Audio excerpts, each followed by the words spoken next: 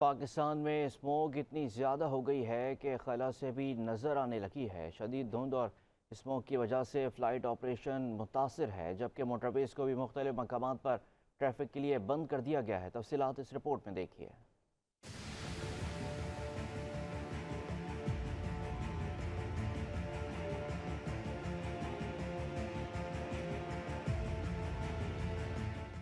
پاکستان کے مشرقی اور بھارت کے شمالی علاقوں میں پچھلے مہینے سے پھیلی ہوئی انتہائی گہری اور خطرناک اسموگ سیٹلائٹ تصاویر میں بھی واضح طور پر دیکھی جا سکتی ہے۔ امریکی خلائی ایجنسی ناسا کی سیٹلائٹ تصاویر میں رواں ہفتے لاہور اور ملتان کے اوپر اتنی گہری اسموگ تھی کہ سڑکیں اور عمارتیں اس کی لپیٹ میں آ گئیں اور تصاویر میں صرف سفید دھند دیکھی گئی۔ امریکی نشریاتی ادارے CNN کی رپورٹ میں ناسا کی جانب سے 31 اگست 2024 اور 10 نومبر 2024 میں سیٹلائٹ کے ذریعے لاہور اور دہلی کے محل وقوع کو ٹیگ لگا کر ایک ہی علاقے کی دو تصاویر کا تقابلی جائزہ پیش کیا گیا۔ ناسا کی جانب سے شیئر کی گئی پہلی سیٹلائٹ تصویر میں دہلی اور لاہور کے علاقوں میں سطح زمین پر ہریالی واضح نظر آ رہی ہے، جبکہ دوسری تصویر میں صرف دھند ہی نظر آتی ہے۔ اقوام متحدہ کے مطابق پاکستان کے سب سے زیادہ متاثرہ علاقوں میں